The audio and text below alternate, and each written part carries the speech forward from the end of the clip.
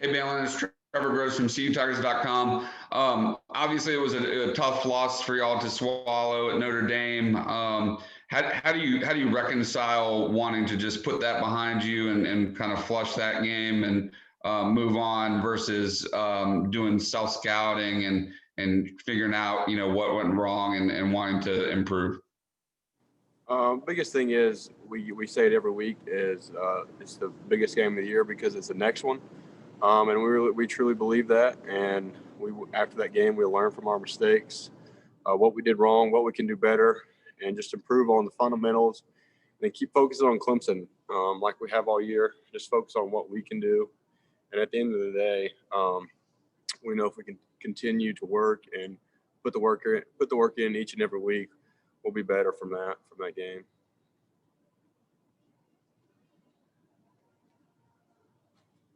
What were some of the things that stood out to you on film that you think that that y'all will need to correct? A bunch of third down conversions that they made.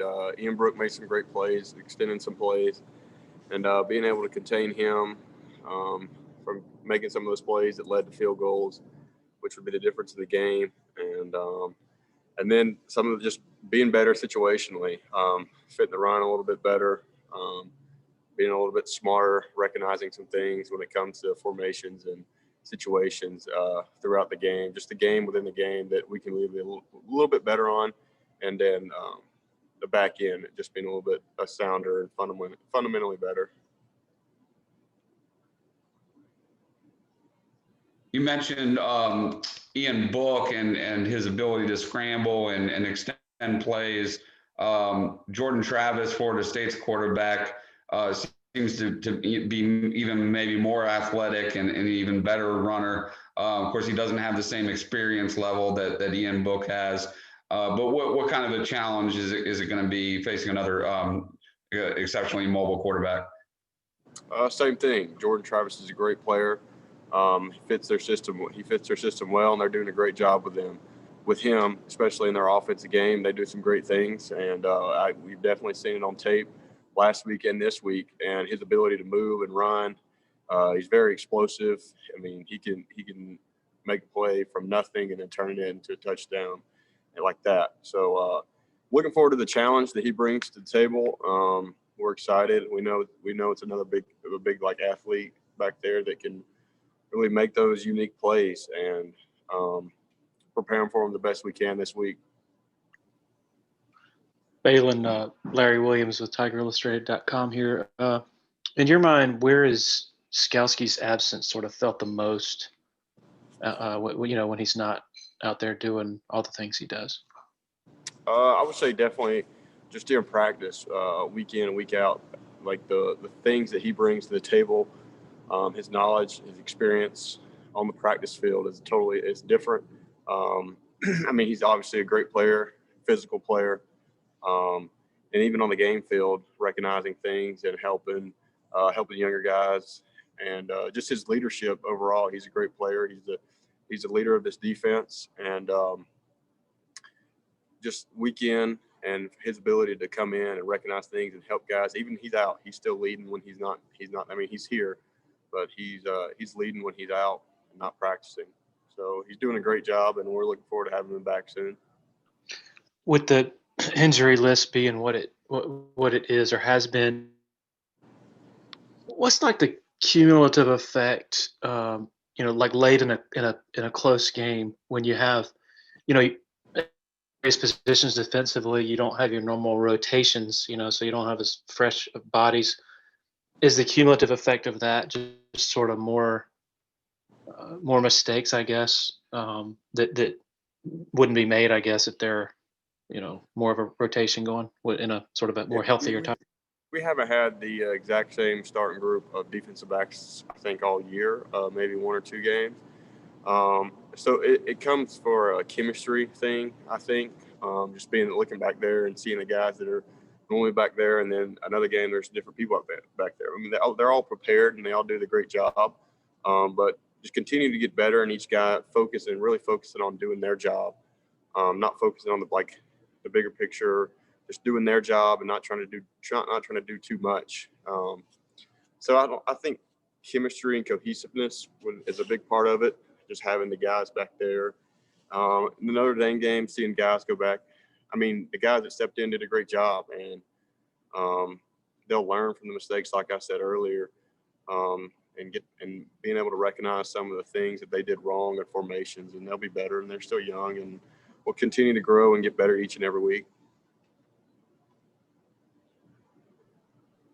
Baylon, it's Trevor again. You're talking about the absence of Skalski. I was actually going to ask you. You seem like the two of you are birds of the same feather.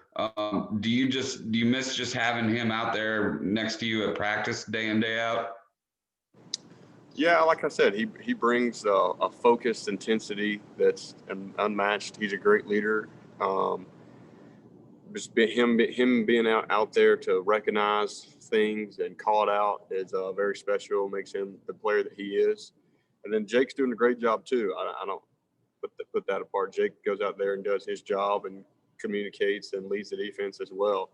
But yeah, Skalski definitely makes a difference. He's a great player, and here in a couple of weeks he'll be back, and I think we're continuing to get better and healthier, and it'll make a difference.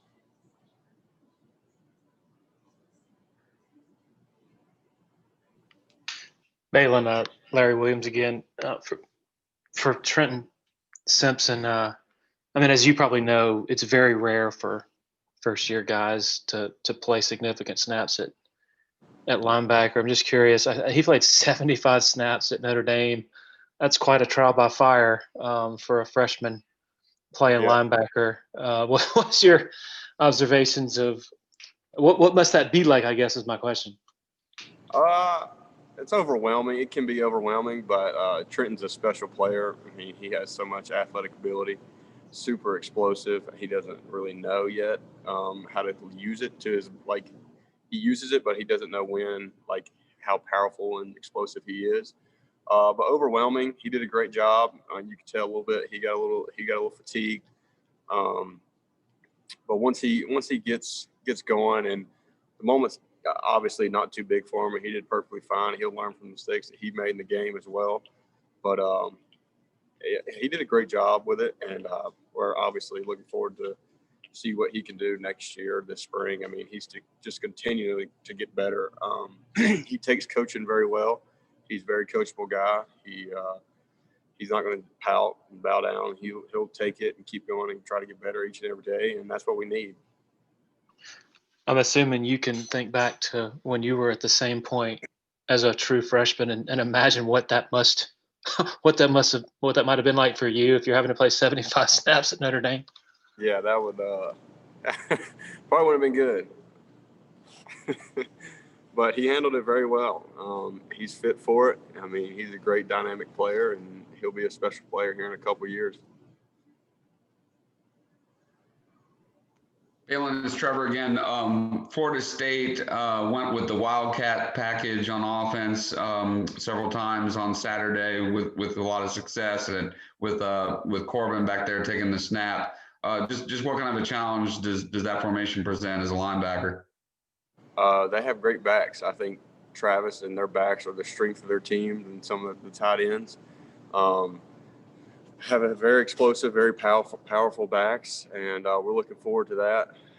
They're great players. They did a lot of different things out of the wildcat formations and out of those formations, and it's just something we got to prepare for, and we'll be ready.